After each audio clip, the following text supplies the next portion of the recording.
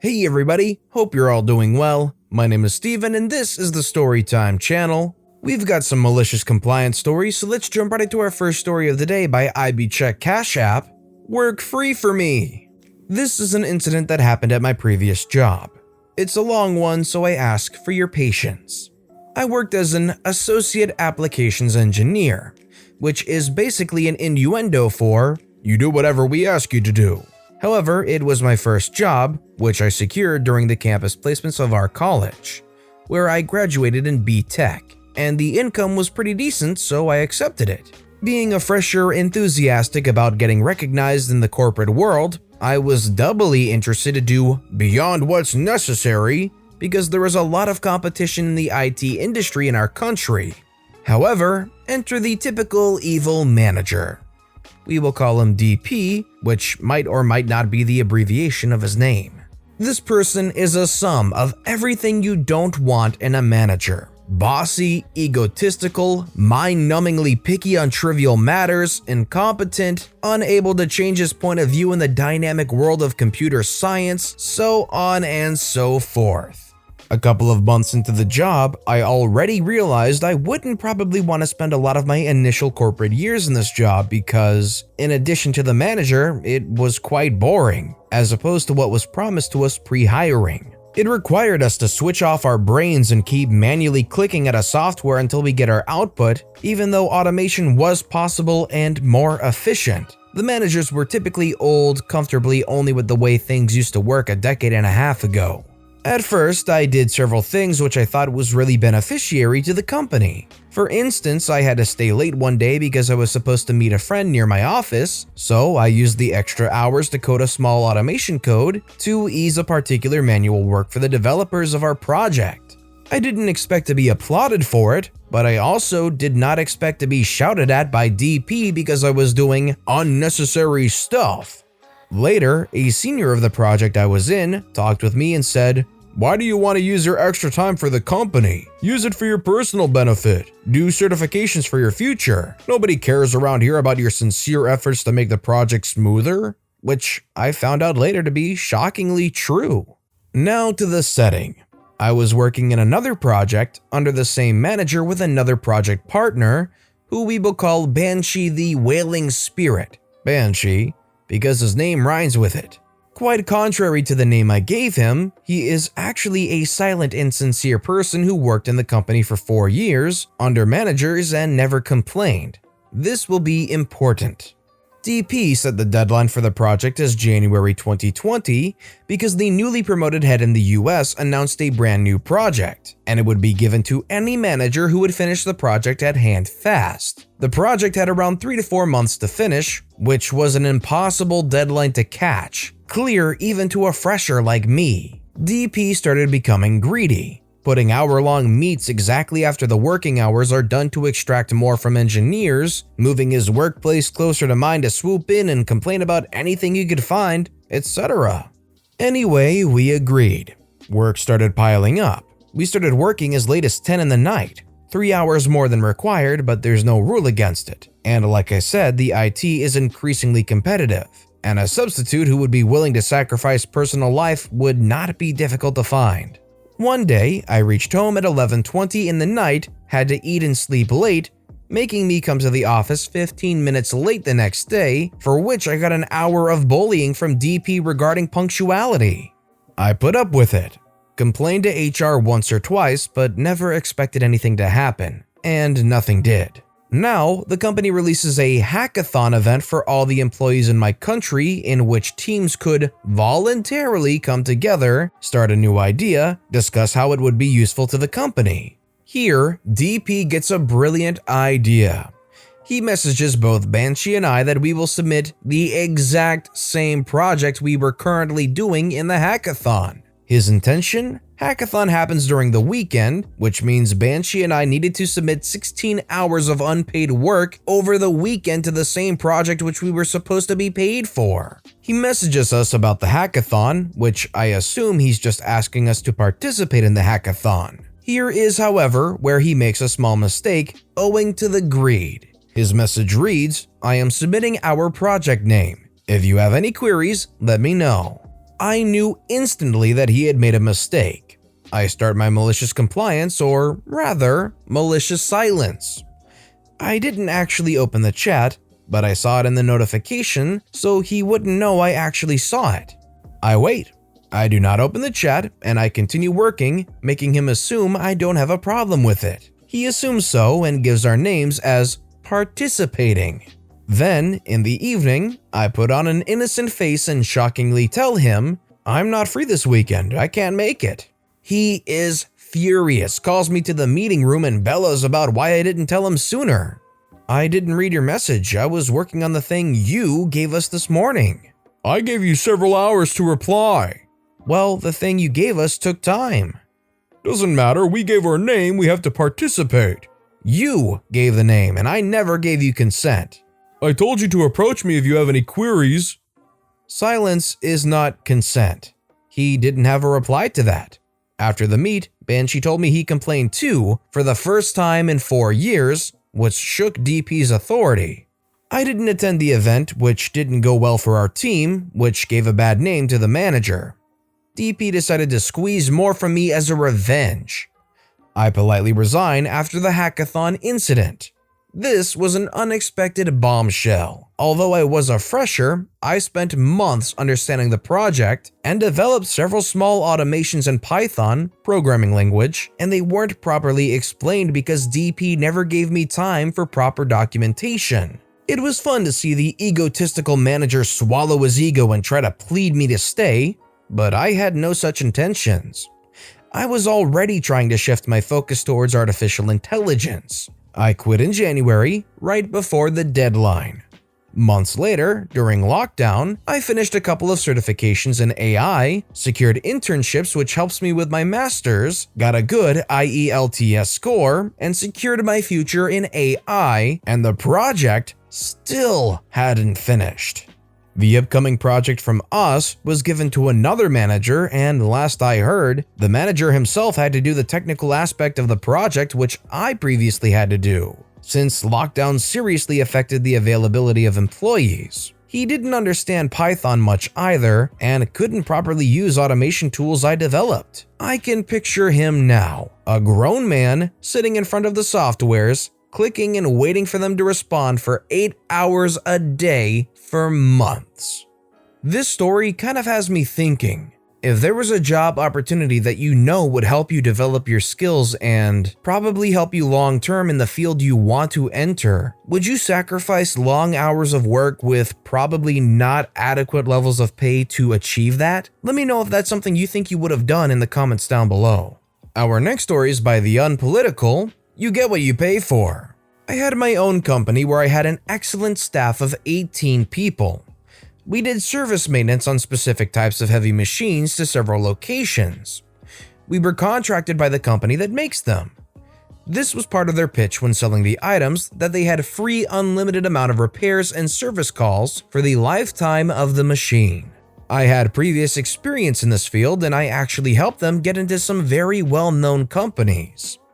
As a consultant, I helped install them. After installation, they wanted me to temporarily service them until they could find staff. So I gave them my rate card and they paid it. It was not cheap and it's a very specialized field that I spent way too long going to school and giving my life up to gain work experience in. Also, anyone in this service maintenance field gets paid very well too. All my workers were overpaid and not one person quit for the entire 6 years. Their business got to be so big that I had to hire people and I had this temporary position for just over 6 years. About the last year and a half, my team took out some of the machines from the smaller companies as the machines never really used them, as they broke down often and they were a huge burden. Because they were on lease, the manufacturer got them back. We all started to somewhat talk about what was happening. We discovered that machines made in the last few years were cheaply made. They were using a lot of out-of-country internal guts to keep things cheap and more money for them. They didn't run the same. The fixes were not helping. We went back to the manufacturer and kept telling them what we were finding on site. They were disbelieving us. We told them to come out. They would not. We told them that our time was taking twice as long to repair. Still, they didn't believe us and told it was inaccurate reporting and we were gouging them. As a result, they lost every small business owner and the larger ones were not far behind. So the manufacturer told me that when our contract was up, we were going to be done. It was fine. I was working too darn much both on site and as a boss, and I was exhausted. The day comes to hand and transfer all the parts and extra equipment, and we were all really kind in helping out with moving everything to their trucks. We were all very jovial and genuinely happy that the manufacturer was going to take the service repair and maintenance in-house because we felt for that last year they were not hearing us. Frankly, I think we were all done at the point. Of course, these were a bunch of sourpusses and barely got their fancy long-sleeve button-up with cufflinks shirts dirty. I should point out that the manufacturer, who was just 3 owners that could never agree. They were insistent that the machines better be in the exact state as when they arrived. So we did. We went to each site a week prior and removed all the small repairs that held things together, like duct taping a small hole in the back that when lights hit it, it shows an error. Yeah, we had no idea why they had designed an Achilles heel to shut down a machine with standard everyday beams of light, but we used to call it the Star Wars hole. Since they didn't believe us that we had to do these small little things to hold the machines together, we just removed it and let them figure it out themselves. So we cleaned all of our little machine hacks that kept the machines running and left. So we wiped our hands up with them and had a goodbye party that lasted all weekend. It was so much fun and I enjoyed putting it together. About 2 weeks later, I get a call from one of the owners who whined to me that they couldn't keep their in-house staff on sites because repairs were taking too long. They were confused, tired, and they were refusing to do that much work. And every machine had a problem that they couldn't resolve in time and that all customers were complaining. So they asked me, just me, back to work for them. He offered me minimum wage. After laughing for way too long, I said no. As an update, which is now about 7 months later, he called me today and begged me to help out with. All the major companies, except for one, are backing out and they want to rid themselves of the lease. He wants me to help him hold on to this last company. See, one of the things they did is that they started to charge for service calls, which was free and unlimited prior. No one is happy with them at all, and I said no. I feel like if the people you relied on for over 5 years was all of a sudden saying something was wrong with the manufacturing and that the repairs necessary are way harder than before, it probably should be a concern you would want to research, instead of assuming they were trying to gouge you. Otherwise, they would have tried that over the last 5 years that they had been doing it, right? Our next story is by Bloverfish. Kitchen gets beetroot makeover. This happened yesterday to my partner and she is still laughing and mad at the same time. She's not on Reddit, so I'll write it with her permission as if she was writing it. I'm a carer, 46-year-old female in the UK for an elderly woman, 86-year-old female, and son, 60-year-old male, who live together. Both have severe arthritis and mobility problems, but the son is more active than his mother. They also have a large garden where I help the son with the gardening. I have a very small garden due to having an extension built. For this, I get a fair share of all the fruit and vegetables during the year. Although we have had restrictions due to the Big C, I am classed as an essential worker and have been able to do a lot more work on the garden than usual, and we've had excellent weather this year. The day before yesterday, I picked a lot of vegetables including beetroot, potatoes, and carrots. After taking a small share, I left the rest in the kitchen. I told them to leave them there and I will sort them out tomorrow, which is where our story starts. Now, the son doesn't like to be told what to do and is pretty stubborn as he likes to think he's able to still do things around the house, even though he is restricted in his movements. So yesterday I came and surprise, surprise, the son had cleaned the beetroot and was putting them in a pressure cooker to cook them before pickling them. He is capable of cooking for the both of them, but he used to forget he had food on, so he used to burn their food often. I bought them a pressure cooker as the noise and the short cooking time would keep him concentrated on not burning his food. Here's where the malicious compliance came in. He hadn't cooked beetroot in the pressure cooker before and refused to let me set it up for cooking. So to avoid argument, I said fine and let him carry on, and I carried on with sorting his mother out and a bit of cleaning as well. Then it happened. I was upstairs when I heard a huge bang and a bump on the floor.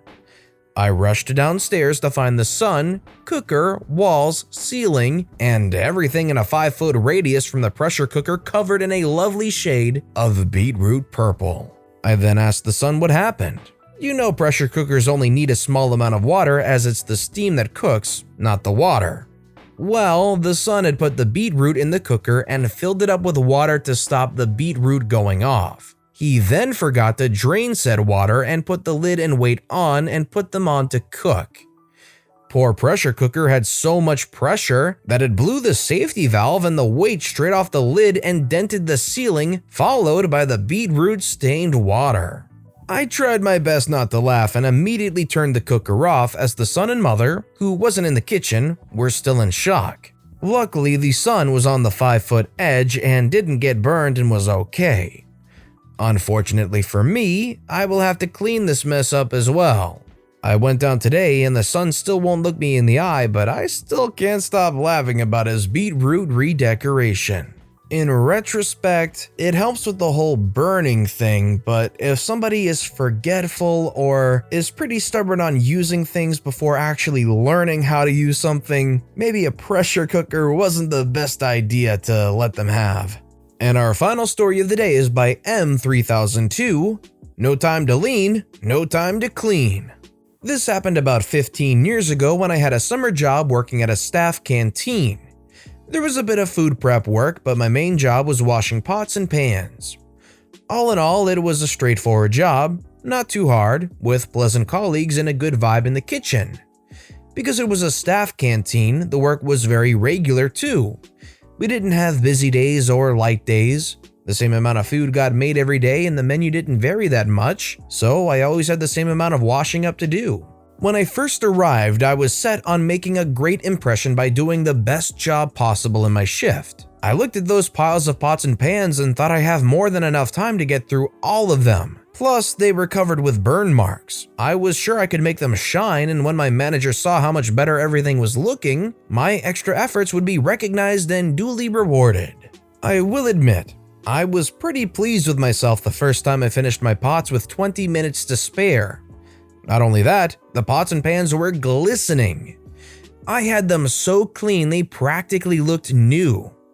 I took a well-deserved breather, stepping back to admire my efforts, and was pleased to see the manager had noticed as well and was coming over to acknowledge them. This was when I was first introduced to the phrase, "Time to lean, time to clean." The reward for my hard work was to pull out shelving around the kitchen and to clean out behind them. This clearly hadn't been done in years, and what was found back there was pretty nasty. A buildup of dust, grime, and grease, plus whatever odd bits of food slipped through the cracks.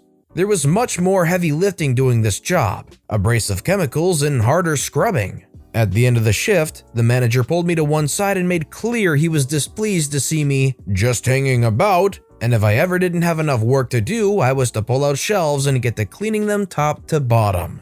Funnily enough, from that day forward, I always had just enough pot washing to fill my shift. My timing on cleaning pots to an acceptable, but not excellent, standard was perfect. Burn marks returned, I sweated less, and no more shelves got cleaned. At summer's end, when my contract was up, the manager called me over once again and earnestly thanked me for doing such a good job consistently showing up and working throughout my shift. Apparently, he was used to others in that position being much less reliable. Glad he got what he wanted, but I was a little sad to discover that day that hard work isn't always rewarded, and sometimes leaning into low expectations is the best way forward. Well, how do you think the burn marks got there in the first place, I suppose? It's definitely a harsh truth where if you work very, very hard at your low-level job, a lot of times it's seen as lazy or an opportunity to just pile more and more work on you and really cut down costs in other places because you're just so good at that job. Although in the end, you're not getting any praise, any commendations, any promotions. You're just having to do more work because you're killing yourself, which is an unfortunate truth to learn. But with that being said, that's all the time we have for today, so if you have a favorite story of the day, let me know which one and why in the comment section down below. But besides that, if you enjoyed the video, please consider giving the video a like and subscribe if you haven't and turn notifications on so you'll never miss an upcoming video. No matter what you did, whether it was just watching the video or commenting, subscribing, whatever you do. Thank you all so very much for supporting me right here on the Storytime channel. Any single thing you do helps the channel grow that much more, and I appreciate the heck out of it. I hope you all have a wonderful day, and until next time, I'll be right here on the Storytime channel.